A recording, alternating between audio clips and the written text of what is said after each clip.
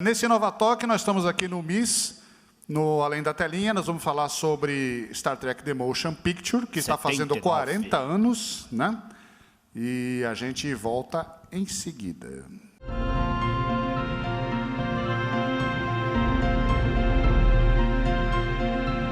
Então tá, gente, bem-vindos ao MIS. Aqui a gente, a cada 2 meses, eles cedem gentilmente o espaço para a gente fazer essas exibições chamadas Além da Telinha, que tem esse nome por uma coisa curiosa, né? A gente normalmente exibe filmes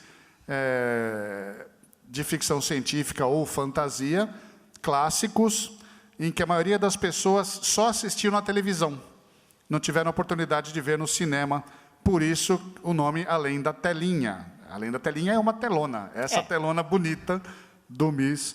Porque eu não estava vivo em 79, né? Ah, que você é jovem, né? Eu sou jovem. Jovem, né? Jovem. Eu vi Star Trek The Motion Picture no cinema, uma lágrima escorreu dos meus olhos, e acredito que na maioria de vocês aqui... Mas que já também eram, todo mundo aí assistiu no cinema? que já eram fãs naquela época. Bastante gente. Entendeu?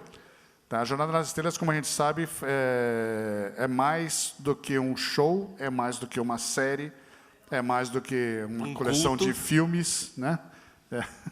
Todo mundo trata a série com esse carinho especial. Então, vamos falar um pouquinho sobre o filme. E aí, Paulo Gustavo é o nosso especialista em cinema, televisão, culinária e crochê. E vai falar, gente... O ponto de hoje que nós vamos ver é um ponto cruzado duplo... Não, isso não, desculpa. Bom, vocês sabem que só existe Jornada nas Estrelas, The Motion Pictures, por causa de Guerra nas Estrelas, né? Os bastidores da Paramount revelam o Eisner falando para alguém lá dentro, essa porra de Guerra nas Estrelas, tem nada que a gente possa fazer? Ah, tem Jornada nas Estrelas. Que merda é essa? Palavras textuais, isso aqui não é cascata, tá? Aí, não, tem isso, que tem os caras, não sei o quê. Não, então vamos fazer um raio de um negócio desses, né? O projeto inteiro foi longo, demorado. Colocaram o Robert Wise, que era um cara que entendia de ficção científica, pacas, mas nunca tinha visto Jornada nas Estrelas. Quem alertou o que era Jornada nas Estrelas foi a mulher dele, tá? E daí, a gente já sabe toda a zorra que teve. Que quando ficou sabendo que o Nimoy não estava no filme, a mulher dele ficou... Ah, sim. Ainda A mulher dele surtou. Tem o processo que o Nimoy entrou contra a Paramount, e aí não sabia se ele não sabia se iam querer que ele fizesse o filme por causa do processo. Ele sentou com o Eisner, não, imagina. Só que esse imagina demorou muito mais do que o esperado. Ele foi realmente quase o último cara a entrar na nave. Mas, Paulão, você acha que estava certo ter feito o filme ou era melhor ter seguido com a ideia de uma segunda série naquela época? Na realidade, é interessante você perguntar isso, porque assim, hoje é muito mais fácil você fazer uma série de televisão do que um filme, porque tem canais de distribuição a dar com pau. Naquela época não tinha. Então, assim, quando você fala assim, vamos adaptar de uma série de televisão para o cinema, naquela época, e eu estou dizendo até o final dos anos 80, era um negócio diferente, porque você tinha público de uma certa idade que iria chamar o público para poder assistir esse filme, né? Essa adaptação. Hoje já não tem mais isso. Hoje, por causa das redes sociais, da quantidade de canais que você tem, eu passei uma informação para o meu amigo cinegrafista aqui, também conhecido como Luiz Navarro, que de 2000 até hoje tem 2.000 séries no ar, enquanto que de 1950 até 2000 foram 950. Então, você vê que é uma coisa assim assustadora, né? Então, assim, foi uma boa jogada? Foi, porque eles abriram espaço para um negócio que tinha começado timidamente com o Guerra nas Estrelas, né, que é aumentar a possibilidade de fazer filmes de ficção científica um pouco mais light, um pouco mais, digamos assim, com uma história um pouco melhor. Tanto é que a Fox retoma, por causa de Guerra nas Estrelas, a ideia de ser um estúdio de ficção científica mais aprofundado. Fez, em 79, Alien, o Oitavo Passageiro, que foi outro tremendo bochicho na indústria. A Jornada nas Estrelas criou uma certa expectativa, apesar... né, eu lembro que eu assisti eu estava fazendo faculdade e assisti na primeira sessão, se eu não me engano, do Bristol, que era onde passou também Guerra nas Estrelas, onde eu assisti também. Assisti o filme inteirinho. E aí, à noite, eu fui assistir de novo. Foi aí que eu percebi que o filme era chato.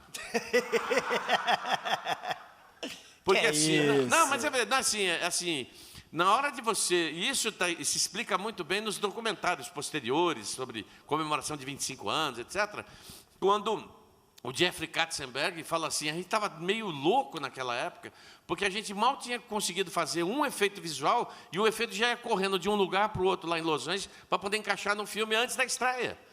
Né? E quando você vê o desenvolvimento da história inteira, tem horas lá que, desculpa, se cortasse meia hora do filme, ia ficar The Jornada nas Estrelas da Motion Picture.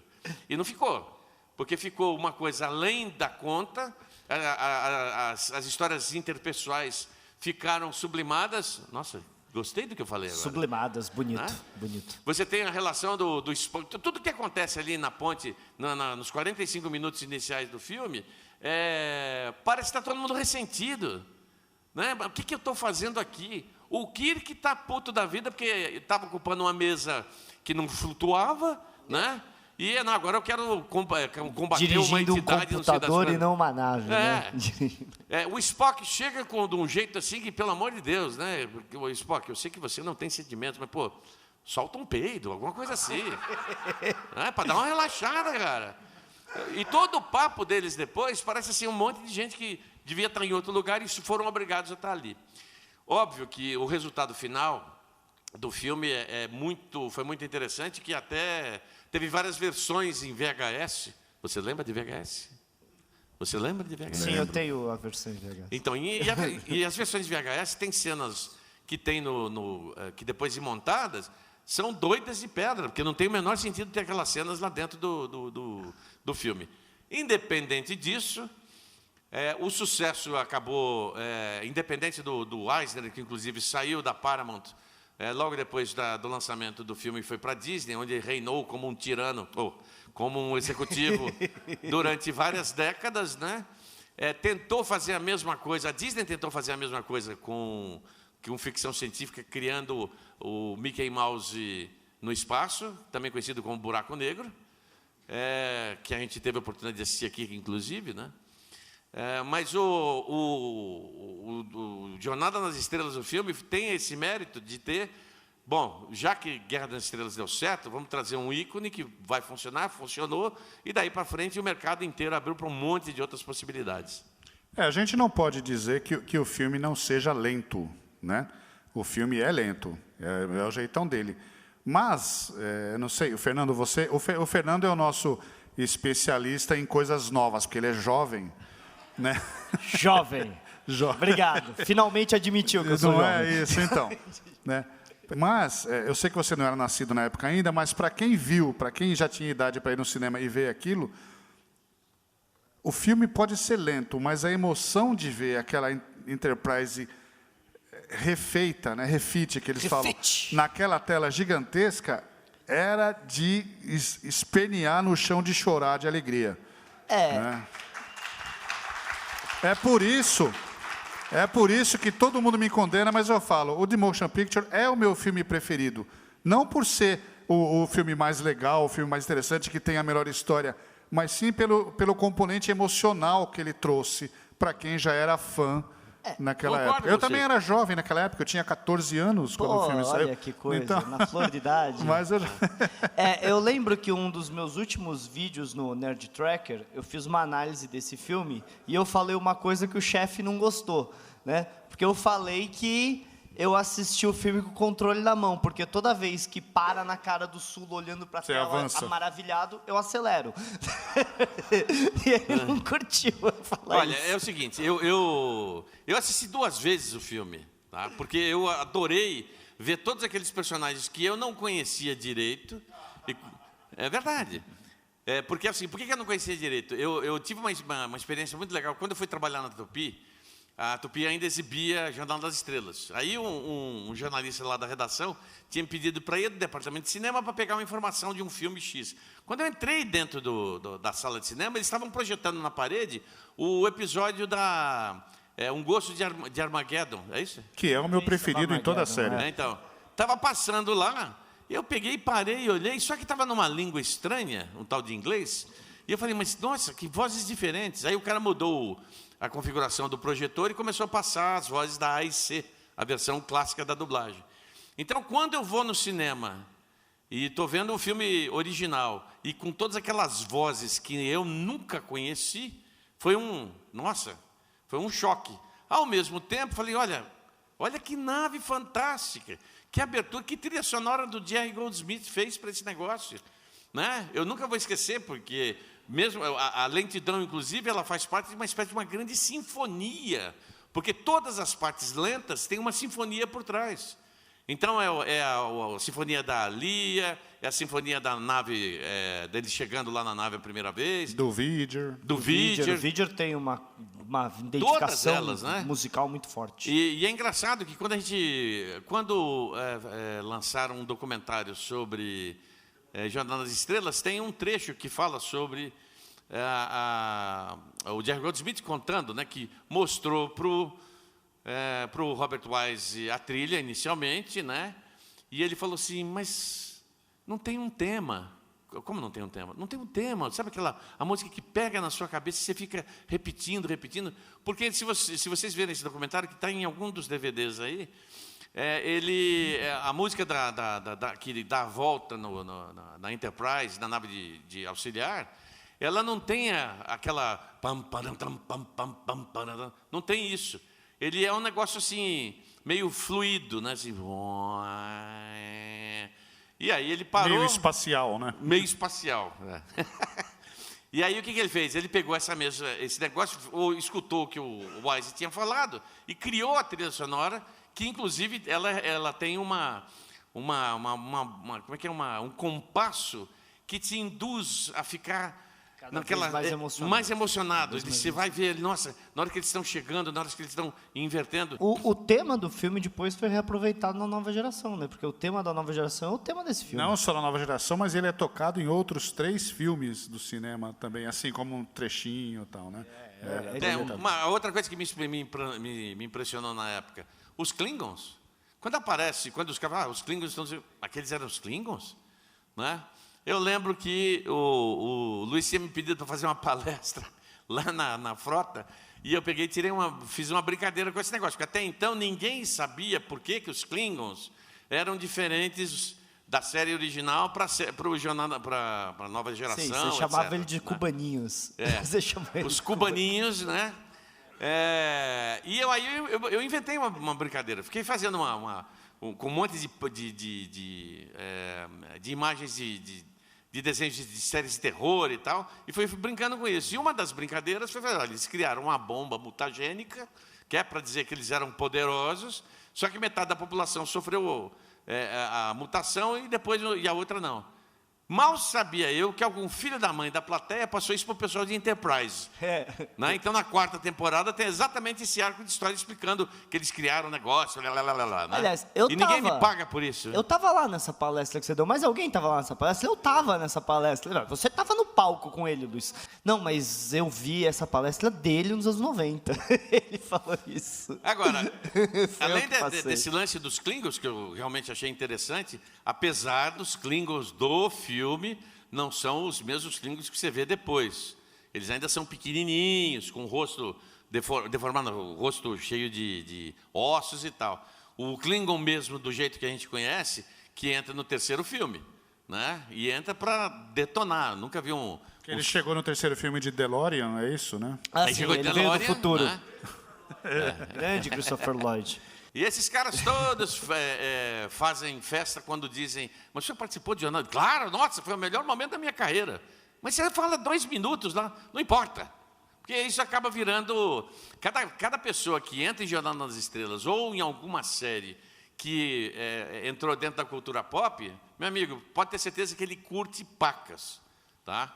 Engraçado que recentemente eu fiquei sabendo de uma coisa que eu não sei porque não sabia até hoje, que o Klingon que aparece primeiro, na primeira cena do Star Trek The Movie, é o Mark Lenard.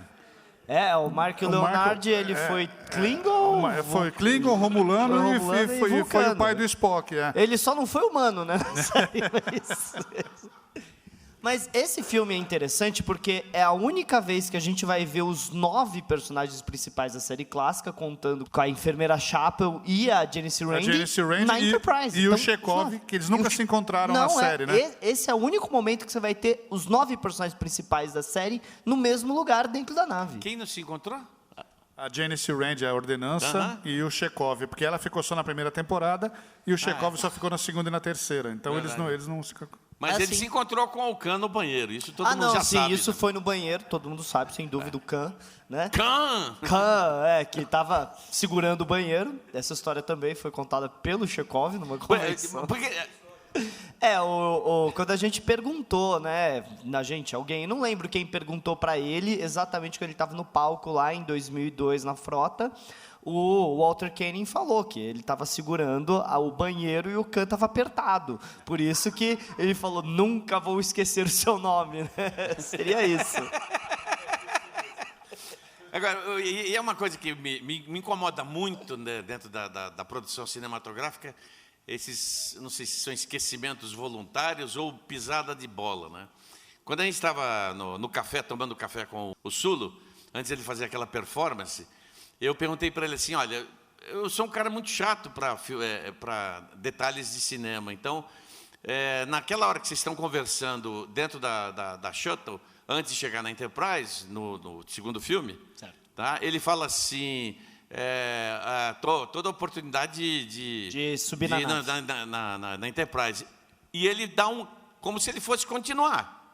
O que tinha depois disso? Ele olha e fala assim, você é bem perfectivo, hein? Porque, na realidade, eu ia comentar o fato de que eu tinha assumido a Excelsior. Só que tinha um diálogo que também o Shatner falaria depois. Só que ele cortou, porque só podia existir um.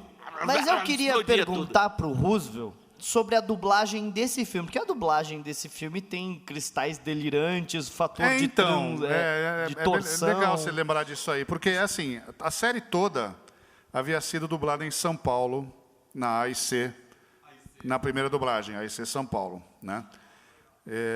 10 anos depois, quando saiu o filme, ela foi para Herbert Richards no Rio, por causa da distribuição, essas coisas. E ninguém na Herbert Richards se dignificou a fazer alguma pesquisa sobre termos usados na série. Então, na verdade, a gente está falando isso de 10 anos antes, na época do primeiro filme, que foi dublado no começo dos anos 80 pela Herbert Richards, por isso que o Marcos Miranda, Scarlett, né, foi o que fez a voz do Kirk. E daí surgiu essa pérola de cristais delirantes, porque os caras, ao invés de lerem o script, eles ficavam ouvindo e tentando descobrir o que acontecia. Então, o Delirium virou Delirantes. Infelizmente, hoje, o que a gente vai ver aqui vai ser a versão legendada. Então, não vão ter cristais delirantes. Mas em vez de phaser, é desfaseador. Em vez de dobra, é torção. Não, mas é justamente... Não, mas torção tinha na série clássica. Torção tinha no tempo do Emerson Camargo. No começo da série, era dublado como torção. Mas esse tipo de coisa aconteceu porque não fizeram aquela pesquisa. E, aliás, o que vocês acharam do reboot visual dos uniformes e das coisas? Porque o comunicador virou essa coisa aqui no meu pulso, né? Os uniformes pareciam mais pijama do que jamais foi e ainda tinha essa caixa preta aqui. O que vocês acharam? Porque é muito diferente da série clássica. Esse negócio de você dar uma repaginada no visual, é natural que acontecesse. Eles só não foram felizes, né? Só não foram. Os próprios atores odiavam o uniforme porque eles precisavam de ajuda para tirar. Então era complicado isso, né? E o Nimoy falou que antes deles entrarem na cena, eles passavam eles com um vapor neles para tirar os... não deixar nenhum vinco, porque o Gene Roddenberry acreditava que no futuro não tinha vinco nas roupas. Bom, o uniforme só mudou no filme 2... A Ilha de Khan, para aquele que ficou um tempão aquela túnica vermelha, lindo, né? Aquele uniforme Só mudou porque os atores mesmos reclamaram do filme 1. Reclamaram um monte por causa daquele uniforme branco lá que era... Assim, eu gosto desse aqui por causa da manguinha, mas mais gostoso de usar. Mas o uniforme do filme 2 é lindo, mas ele é terrível de usar. Ele é horrível, vem aqui, Não, aí para que tá. coisa. Para você ver como o do filme 1 era ruim, porque do filme 2 eles adoraram comparado com o primeiro. O uniforme... Você tem esse também, não tem? Tem, O do tem. filme 2, eu lembro que você tem. Esse uniforme foi feito, inclusive, por causa do conceito que o Nicholas Meyer quis colocar dentro do filme. Ele não estava imaginando uma ficção científica convencional, ele estava imaginando uma grande batalha épica em alto mar. Tanto é que, quando tem o confronto da Reliant com a Enterprise, se você tirar isso aí e colocar duas caravelas, uma disparando canhão uma no outro, é exatamente isso. Então, assim, se ele tem esse conceito, o próprio visual tem que ser mais militarizado, né? Então, eu achei legal, porque todos eles têm aqueles negócios assim, né? E ele, dramaticamente, tem aquela cena em que o garoto segura na túnica do Kirk, né? E deixa aquela mancha de sangue. Sim, que era ali, o né? sobrinho do Scott. Mas rebutar o comunicador para virar essa coisa horrível, O cara. problema é exatamente esse. Qual que é o problema? Não, eles não iam fazer nenhuma viagem externa. Quer dizer, não, vamos encontrar com o Viger. Quem que é o Viger? Precisa de comunicador? Quer dizer, tudo aquilo que você tem depois no outro filme, né? O phaser, o jeito, não tem nada, você não tem uma utilização prática dentro da história para que isso funcione bem. Então, assim, visualmente, na hora que eu acho do cacete, na hora que a Enterprise encaixa lá e começa a solidificar em volta, que você vê o tamanho relativo da pessoa em relação à nave.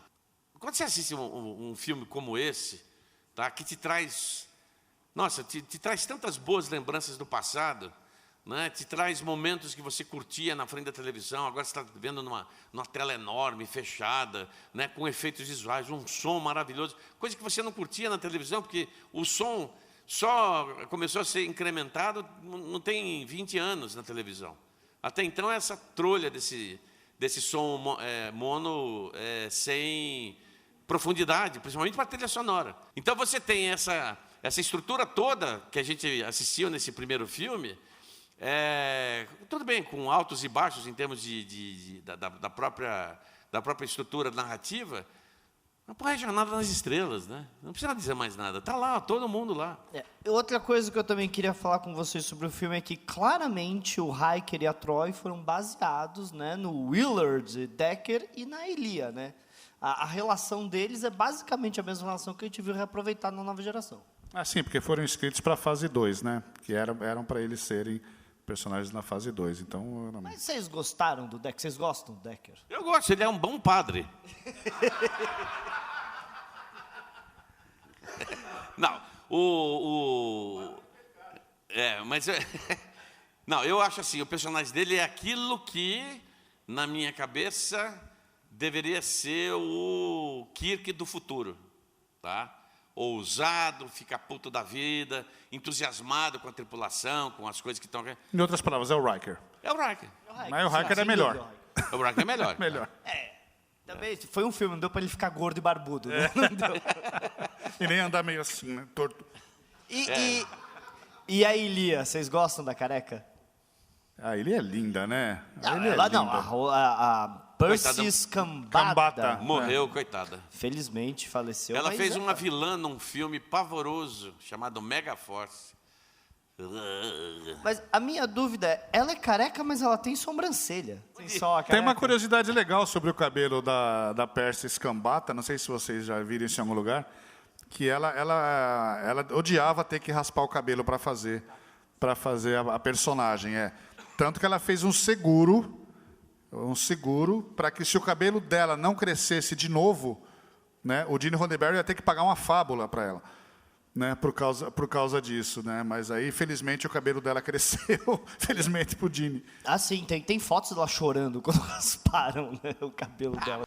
Eu lembrei de uma outra curiosidade antes da gente passar o filme, que eu estava vendo recentemente, não sei, acho que na internet, em algum lugar, que todas as cenas, ou a grande maioria das cenas, não sei se vocês sabiam disso, gravadas na ponte da Enterprise nova, tiveram que ser redubladas pelos próprios atores, porque não existia monitor de computador como existe hoje. Então, todos os monitores que aparecem na ponte eram projetores de 16 milímetros passando alguma imagem. Nossa Senhora. Só que o que acontece? Um monte de projetor de 16 milímetros faz um barulho desgraçado.